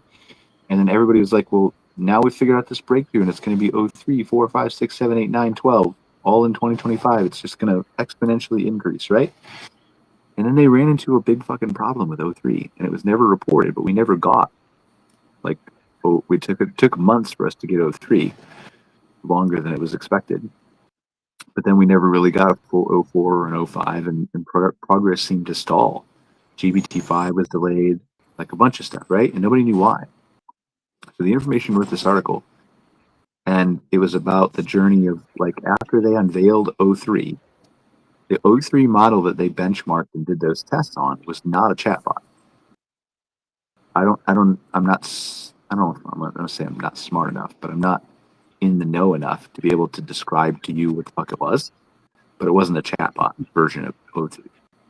And it scored a high on those benchmarks. And what they basically said was, in this article, among many things, it's a really good article, was that when they took O3, that model that scored all the high on benchmarks and was crushing like mathematics tests and all that stuff, and they converted it into a chatbot model that was forced, and it says this in the article, that was forced to talk in English to converse, they lost all the intelligence gains of the model. And it was no smarter than O1 when it was forced to talk in English instead of, and this is in the article, instead of in its own language. Oh. Right? Yeah, it's really interesting.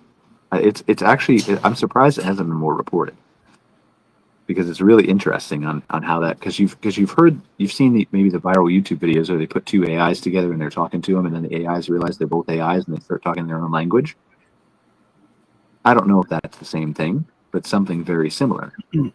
It's the same reason we've talked about like websites and browsing with a mouse and keyboard are terribly not inefficient for AIs to do. But I digress. So like there's so much more going on in the background of like, and they had to solve that problem and figure out how to do it, but it's still dumber than it, literally dumber, because it has to speak in English. So when you think AI is just a chatbot, you guys are only scratching 1% of the surface of what AI really is. And there are models that are doing physics and mathematics and biology and all the things like all over the world, and everything is moving exponentially fast at the same time. And I think you're always going to be disappointed if you're looking at AI as a chatbot and expecting it to get better. How the fuck much better do you think it can get? How much better writing do you think can happen? There's only so much you can. There's a reason school stops with grade 12, because like there's only like you can only right, and then you go to college. But like, how much of a better writer can you get? Eventually, there's a peak, unless you're like an Ernest Hemingway or an Edgar Allan Poe. Like that's talent. That's not teaching, right? So, your expectations are in the wrong place. The AI that you chat with is never going to get any smarter. Maybe a little bit, but you're never going to notice it. The next leaps forward are the agentic things, so the tools that it connects to or the work that it can actually help you do, and that's already beginning quite in earnest in the background. ChatGPT can connect to your Gmail and connect to your Google Calendar now. It can help you send emails, read emails, summarize emails, like natively within ChatGPT, right? It's going to connect to HubSpot and all kinds of tools. It's going to do your work now. That's what it's going to do, and that's the dangerous phase that I talk about all the time. It leads to that stuff. But anyway, that's my little rant on GPT-5. I would just encourage you to think outside the box a little bit more on AI. All right, do we want to dive into this physics thing? Let's do it. Let's do it. We'll do Jeff Bezos at the end and see if he actually loaded. But for now, we'll just do this. That's not really the most important part of the thing. All right, so I have this here. Nope, that wasn't the right one. Where did I put this? Okay. All right, so I did this exercise first where I said, I have a couple of tasks for you. You guys can see the prompt I'm putting in right here, right? Is that big enough for everybody to see? Or Scott, or no? I can see it, yeah. I'll make it a little bit bigger. So I have a couple tasks for you. First, I want you to go out and find me the experts within the AI or scientific community who have made claims or have hinted at the fact that artificial intelligence might completely solve physics in the next 5 or 10 years. Give me their names, credentials, and why they think that. And then after you've done that, I want you to consider the outdoor hospitality industry, including campgrounds, RV parks, glamping resorts, and detail out what camping at those places would look like in a world where physics is completely solved. I want you to go absolutely crazy and think outside the box of all the different types of experiences, how it would change the way people travel and camp and glamp and everything like that. Go into great and intricate detail and help tell a story through showing, not telling, giving dozens of examples. So, 2 parts. Who actually says or strongly hints that AI could solve physics soon? So you can see my Socratic lens and my first principles thing, right?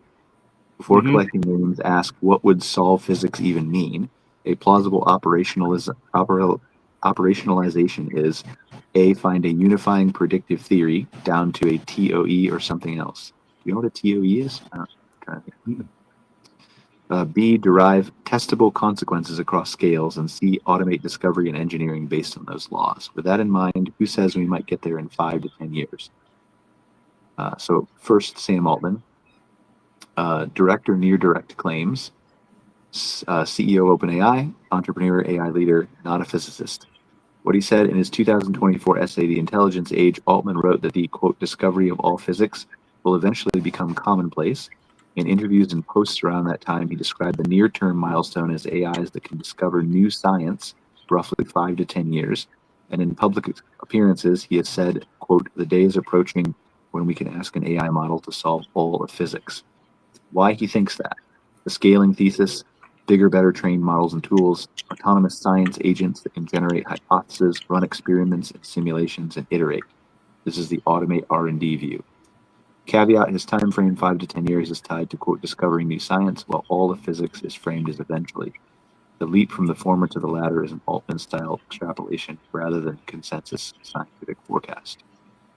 Strong hints that AI will crack deep physics, but stop short of complete in 5 to 10 years. Demis Hassabis, CEO of Google DeepMind, 2024 Nobel laureate in chemistry.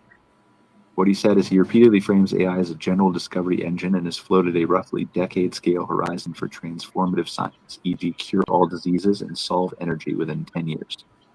Okay. Like, just pause for a second, Scott. Like, cure all diseases and solve all energy within 10 years. Like, I think a lot of us just gloss over what the fuck that would actually mean for the world, right? But while being more cautious about Einstein-level creative leaps, he's also spoken of AGI in a 5 to 10 year timeline. Why he thinks that? AlphaFold is cited, and that's a Google AI model that's not a chatbot, is cited as a proof of principle that AI can close long-standing scientific problems. The next steps are multimodal agentic systems that reason, simulate, experiment. The AI for Science program across DeepMind and Google supports that trajectory. Caveat, Hassabis does not claim all of physics in 5 to 10 years. He's explicit that creativity and inventiveness is still missing from some leaps. So those are the AI people. Now let's get into the smart people to back me up. Mark Thompson, particle physicist and incoming director general of CERN, 2025. What he said, advanced AI will revolutionize fundamental physics, potentially clarifying the universe's fate. He points to AI enabling measurements like Higgs self-coupling and pushing discovery into the 2030s with LHC upgrades. I'm not really sure what half that means, Scott. Do you know? No. Yeah. Which probably proves that he's smarter than us. Well, it does prove. Why he thinks that AI already boosts event selection, anomaly detection, and theory-guided inference across the LHC stack. This plausibly accelerates new physics discovery, not complete solution. Stephen Wolfram, physicist, founder of Wolfram Research, leader of the Wolfram Physics Project. What he said in writings like "Can AI Solve Science?" and work on the Wolfram Physics Project, Wolfram argues that AI and computational search could systematically explore rule spaces to find fundamental physics, possibly automating parts of theory formation. Why he thinks that physics is a computational rule system and sufficiently powerful search and heuristics and symbolic LLM tools could surface the correct rules and their consequences. Mike Cranmer, astrophysicist and machine learning researcher, Quantaprofile 2025. He said, what he said, works to make AI science literate with results that rediscover known laws and propose new ones.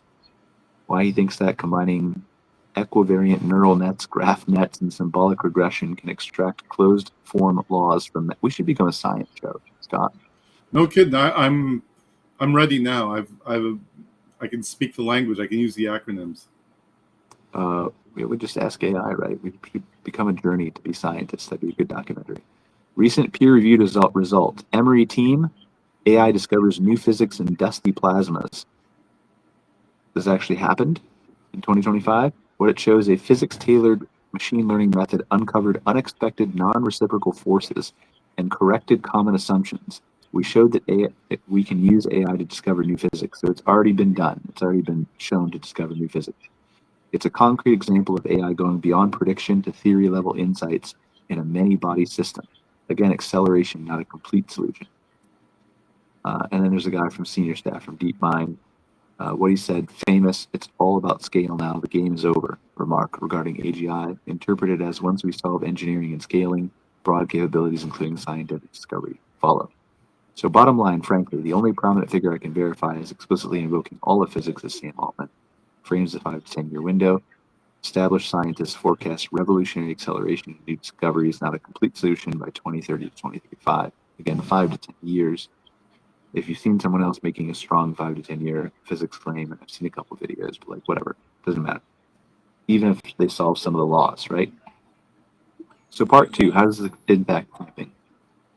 If physics were solved, what happens to camping, RV parks, and glamping? So here's my Socratic premise. If you've nailed the laws, you don't automatically have magic. But let's explore the engineering frontier that follows from full knowledge, near lossless energy conversion, exotic materials and metamaterials, precision control of heat, light, and gravity, molecular manufacturing, inertial management, ultra-efficient propulsion, and arbitrarily rich simulations verified against the true laws. If those emerge, how does outdoor hospitality change? So here's I'll show not tell with vignettes and concrete examples. Getting there, how you arrive changes everything. Cloud skimming arrivals. Stop and talk about this if this interests you at any point, Scott. Your RV isn't a box on wheels, it's a pressure-regulated, inertial-damped skimmer. You rise from your driveway at dawn, skip thermals like a pebble on a lake, and glide to a cliff-top site in an hour with no fuel stops and no turbulence sickness. Question: if time travel collapses and motion is comfortable, do people still stop overnight, or does the journey become the resort? What do you think, Scott? That's I don't know if I can answer that. No, you can't. You give me your opinion. What do you think? This is fascinating stuff. It's To me, anyway. I'm a geek. does the journey become the resort? I think it's that's part of the experience. I'm trying to get my head around what it actually means. By the way, it's like right, because it changes the whole travel experience. And is that experience better than driving on the highway? It kind of sounds like it probably would be. So yeah, and it takes away that stress. You're relaxed. You're spending more time being relaxed than you are. So yeah, I guess the answer is yes. Yeah, but you don't have to stop overnight, right? There's no requirement that you have to stop overnight to refuel or to rest or to, right? Right. It's the same thing, similar to self-driving cars. But gravity-assisted switchbacks. Mountain campgrounds use gravity sculptors along old fire roads. Tap a control, the grade feels like 2%, even on a 14% climb. No erosion, no brake fade. The canyon's silence is intact. No road parks. Desert and alpine sites abandon roads entirely. You set a landing ellipse. Your rig parks vertically on a balanced footing, leaving cryptobiotic soil untouched. We're in the first paragraph. The leave no trace people would love that. I'm a leave no trace person, by the way. So I'm the same way. Check in. The site knows you, but in material, not digital ways. Matter as service pads. A bare clearing hosts a sand-textured slab. Tap your reservation, and the slab reconfigures. 4 anchor points lift for your rig. A level terrace extrudes. Wind baffles rise to the height your profile likes for sleep. In the morning, everything flows back to level ground. No permanent build and no micro-habitat loss. It sounds crazy, but this is just laws of physics, right? Right. I say take away that, when you think about low impact on things, it is physics that's creating the damage and the impact. You eliminate that, and you're more comfortable, and no impact. Ambient right sizing. Instead of HVAC hum, a canopy of metamaterial veins shifts the flow of infrared around you. Nights are crisp under the stars, while your bed is 68 degrees Fahrenheit at skin. You don't heat the outdoors, you steer seat paths. Sleep. The lodge is a physics instrument. Glamping under transparent skies. Domes made of angle-selective metamaterials pass starlight and block UV IR glare. On the pillow, the Milky Way is razor sharp. At noon, the dome looks opaque from the outside, but remains twilight cool from within. Silence by design. Acoustic cloakwork bends campsite noise around your sleeping radius. A nearby RV party sounds like a creek 100 yards away. You choose your audible mix, owls and water, or wind and pines and distant thunder. Tents that weigh a thought. Tents are field-stabilized lattices that you can pick up with 2 fingers. They anchor with gentle electro-adhesion to rock and release without residue. Stakes or history. Sweet. Almost anyone who camps in a tent wants the idea of no stakes. Fire without smoke and food without waste. Campfires that heat and not burn. Fire rings use combustion mimicking radiators. Same spectrum, same dance of light, zero particulates. You can still cook with real flame if you want. Combustion chambers recapture emissions and recombine them into solid fuel briquettes by morning. Field kitchens at any altitude. At 11,000 feet, pressure-controlled micro-ovens make bread rise like sea level. Coffee grounds are atomically recovered, and your trash bag mostly disappears because matter is resorted on site. Water sanitation. Campground would love that, by the way. Just yeah. Go ahead. No, I was going to say, if you're a campground owner, like the no trash thing, it's kind of like, oh, yeah. Think about that for a moment and how that changes everything. Water sanitation and leave no trace is your thing upgraded. Water anywhere. Dew nets were yesterday. Now phased biased meshes condense liters per hour into arid air using negligible energy. Gray water gets split into pure H2O plus nutrients. Both feed micro gardens along trails. Bathrooms that restore soil. Composters doing real-time enzyme choreography return carbon to the ground as biochar, and humic complexes. Rebuilding topsoil faster than campers can degrade it. Net positive campsites. That came up in one of the things that I did when we were doing Campground of the Future. This came up in one of the things I was looking at. Nice. Activities. Physics turn amenities into experience. Thin air hiking. Want to bag a 14,000-foot peak but your sea level lungs? Camps issue micro mixers that nudge oxygen density in your mask a few percent. No more headaches, still full exertion. Mid-air hammocks over slot canyons. Inertial dampers keep sway pleasant, even as gusts roll through. Below your safety line feels like silk and arrest falls at 0.3 G, so nothing jerks. I'm a big slot canyon hiker, by the way. I've been to many in the Southwest. Okay. And I tell you what, if you could do something like that, I mean, I love those places. They're so special. And of course, people hiking in the bottom might not like it, but hey, whatever. Like, you might not be able to do this all in 5 years, but you're like, this is coming very quick, guys, especially with quantum computing. Everybody thinks, like, everybody's looking at me like I'm on drugs who's watching the show right now, but you'll see. This will date well. Night sky shows that don't fake it. Instead of planetarium screens, camps project coherent light that cancels city sky glow above the park. A patch of true darkness opens. In that hole in the sky, the real Milky Way bursts through. Satellites dim to invisibility, and the Perseids are back. Analog VR safaris, rivers on rails, weather windows. Resorts book aurora guarantees months out by steering ionospheric excitation above their latitude for a 2-hour window without perturbing neighboring airspace.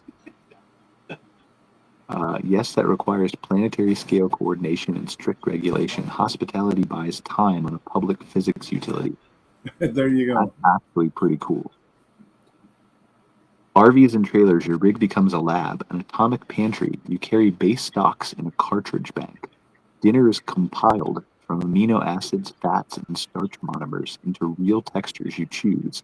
Sourdough crumb, flaky pastry, sashimi-grade proteins, all at a tailgate table.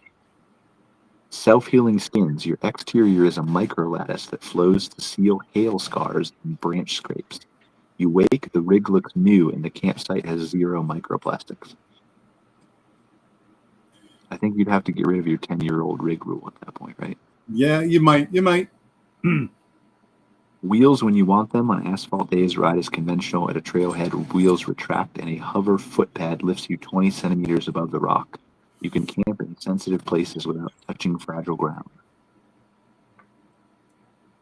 Park operations, economics flicks, CapEx to capabilities. Most infrastructure is programmable matter and field control, not concrete. Parks spin up and down seasonally. The same valley can be a dark sky reserve in winter and a floating lantern paddling maze in summer. Energy is ambient. With near lossless conversion, parks sell cool and quiet at feel like there's so many words in the English language I'm realizing right now I don't know. That's one cool. I've never heard. Heat from RV kitchens becomes warm soak pools by the river. Nothing vents wastefully. Dynamic carrying capacity. Wildlife corridors are instrumented with non-invasive field cameras and acoustic cloaks. When elk push through, trails softly close themselves. Your path feels less attractive. Your map gently reroutes, and you barely notice you avoided a herd. Education and culture, hands-on gravity. Family camps let kids tweak a 1-meter gravity wall. Turn a dial and a ball's parabolic arc becomes a near straight line. Turn again and it loops like a comet. That would be pretty cool. Mm-hmm. That'd be entertaining. Like, imagine the dodgeball games you could have. Sound of the mountain. A cliff face becomes a giant resonator. Tap a chisel and the harmonics tell you about stress faults and freeze-thaw cycles. All right, so here's new hospitality archetypes. Sky terrace parks. Vertical campsites hovering above mesas. Sunset decks extrude from the cliff at 6 p.m. and retract at midnight. Canopy walks 2.0. Field-stiffened bridges thread redwood crowns without nails or girders. Light shifts to match chlorophyll absorption, so growth continues undisturbed. Thermal quilt clamps. Tide clock beaches. Starlight conservatories. Sound gardens, acoustic labyrinths where campfire stories carry perfectly to your circle and fade instantly at the boundary. Desert bloom loops, glacier whispers base camps, aurora inns, lava light trails, volcanic parks with heat shields that let you feel radiant warmth safely and your boots never scorch. Yes, please, in Iceland. I would do that in seconds. Oh, yeah. Cave clarity lodges, prairie renaissance camps, rewild drive-ins. The movie screen is the night sky, constellations subtitle myths in faint light glyphs, while meteors trigger soundtrack swells. Meteor shower cabins, flood personas. Marshmallow unfires. Real toasted marshmallows over spectrum-matched flame that returns carbon to solid feedstock. Okay. Aurora kayaks. Paddles that ripple faint ionization so you paint light on northern lakes at night. That'd be pretty cool to see, wouldn't it? Imagine like the marketing videos of that alone.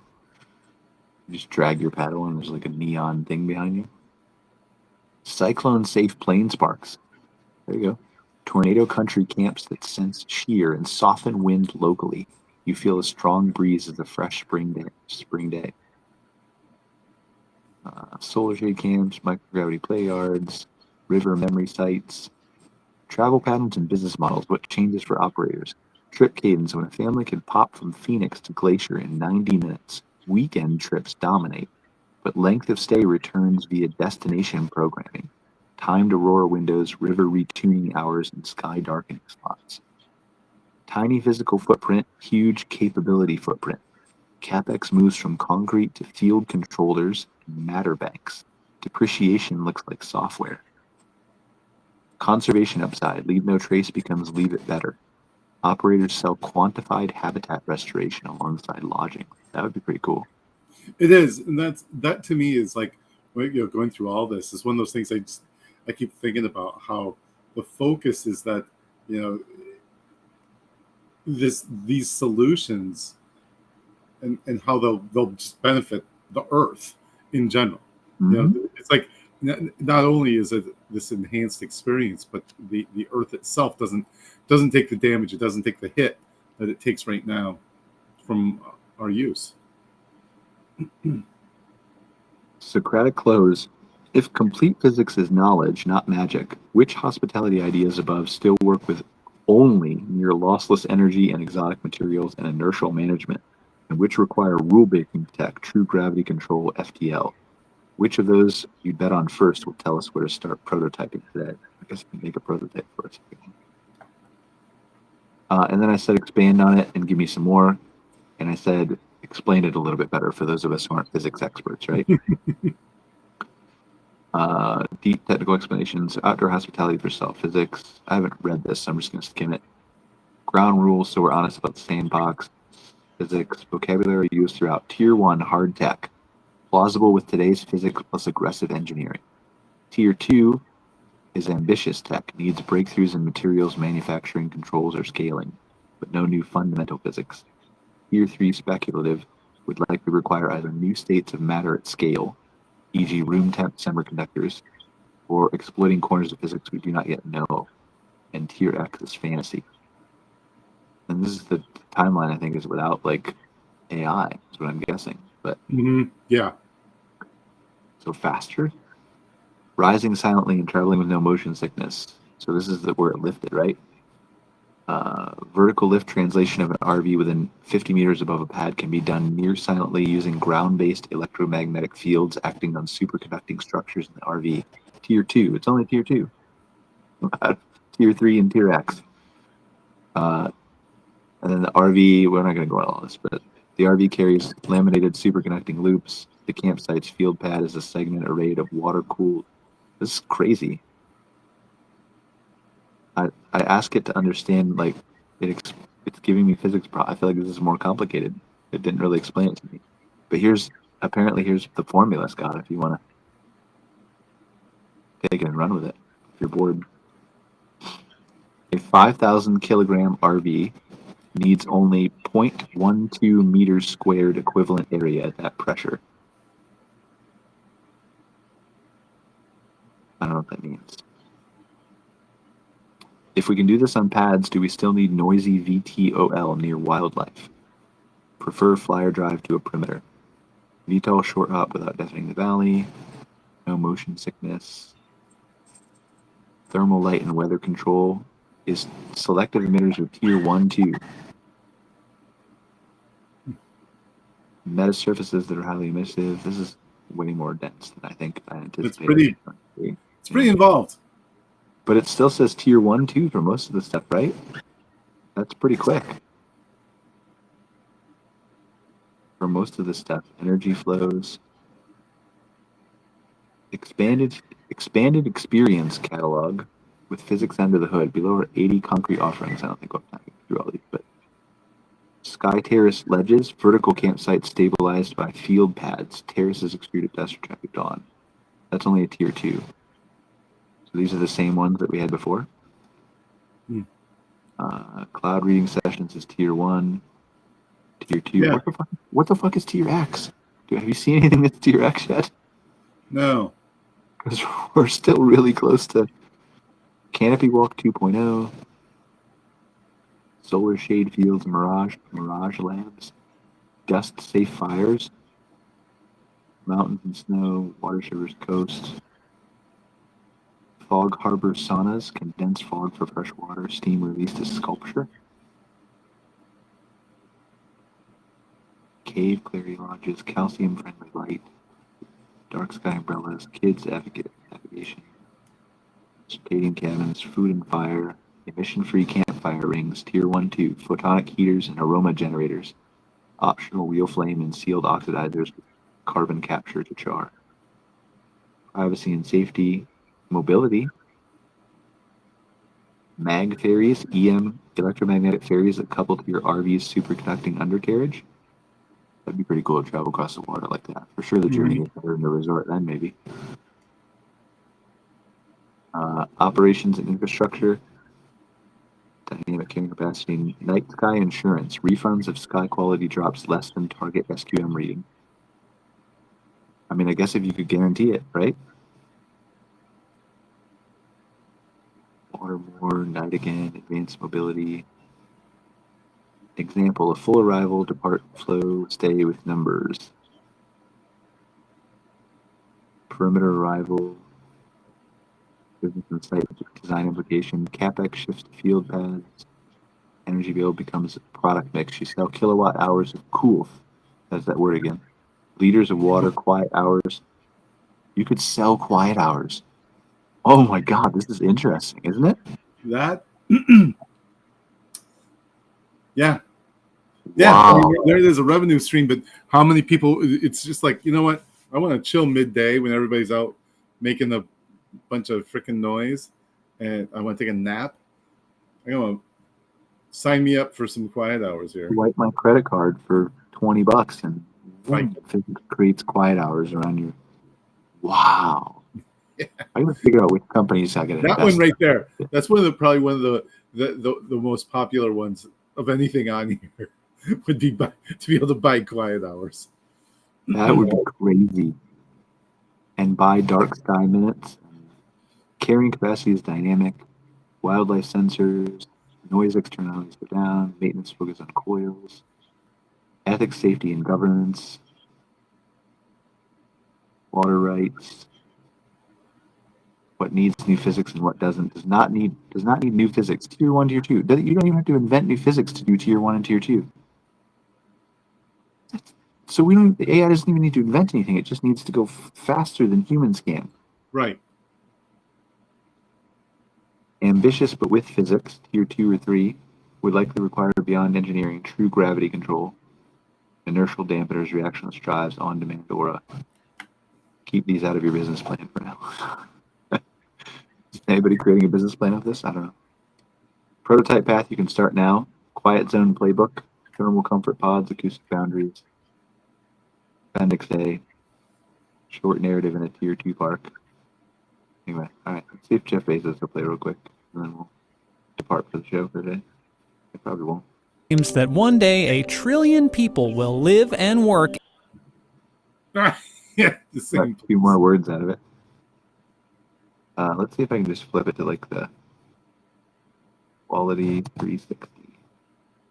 Jeff Bezos. I don't know what's wrong with it, but anyway, will it like? If I go to the beginning, will it show a picture of it? Jeff Bezos. There's like a thumbnail over here. Can you see it? Like behind, like him. Like, see, he's got these cities, and like he's talking about building whole national parks inside this shit. It's like 6 years ago. So like, is this outdoor hospitality? Like, look at the image behind him, right? Yeah, I've been thinking about that since you first brought it up. And Like, yeah. What's your judgment? I would say, without just like getting really, really in the weeds, I would say yes. So actually, there's some pictures of stuff, right? Look at that. Like this, he's talking about farm fields and bullet trains, and like, I mean, this is 6 years ago, right? Like, there's a huge lake in the middle of it, right? So like, you got to remember, inside this, I don't know, 100 miles long, however long it is, right? Thing is a lake with fish and flowers and an ecosystem and evaporation and fresh air and carbon dioxide recycling with plants, and like, so it has to be, right? I mean, I guess for me, the way I look at it is, if it's creating these natural features like real trees, real grass, real water, it's not fake, it's not plastic, it's not synthetic, it's real, then yes, I would say it's like scooping up a huge piece of ground and putting it in space and saying, here you go. It's just in a different, I mean, it's still enclosed. I mean, you'd have to take that into consideration, but I think in general, yeah, you're getting the outdoor experience. So yeah, even though it's a little more controlled and whatever, but I would say it could fit the definition of outdoor hospitality. Like, I mean, all you need is physics to basically solve for an enclosure like the glass that's unbreakable, right? And once you do that, like, all you have to do is get it up there and build it, which is all just regular material inside. Like this, it sounds weird and strange, and everybody looks at me like, it's impossible. All this stuff can change. I think we're in for a really interesting future that none of us can imagine beyond our wildest dreams. And I think that we're both going to be alive for it, Scott. I think we will. And I think like I don't know that I would have told you that 15, 20 years ago, right? I don't know that I would have told you that like maybe my kids, grandkids, whatever, right? Mm-hmm. But this is different. And so I implore you, if you are a park owner or you're somebody who watches this show, to go think outside the box, because these opportunities are coming super rapidly. And just like we talked about the people who are early adopters of just basic AI and chat, if you're paying attention to the data, you're paying attention to the analytics, and you're forward thinking enough to not waste money, not gamble on huge bets, but to look at actually where the science is from real leaders and who are physicists and way smarter than me, you will find that we are a lot closer to this stuff than you think. Just like flying cars, we're a lot closer than you thought. I'm so excited. Like I'm like a fucking kid in a candy store, Scott. Yeah. So anyway, Physics thing, I think, is to me is one of the more exciting things, just because of how it will change our kind of consumption and impact. Because for long term, that's what that's what we need. It has to happen. sure. All right, I'm gonna go enjoy that thing. You please do. I'm quite jealous, honestly. So I've been staring at it the whole time. I'm looking over your shoulder, like, oh, that looks really nice. Let's come up, Scott. You have an open invitation. Not to here though. You have to come to Calgary. But I do. I absolutely need to. all right. See you guys later. Thanks for joining us in another episode of Outwired. We'll see you next week for whatever we decide to talk about 5 minutes before the show starts. Okay, cool. See you later. See you later. Bye.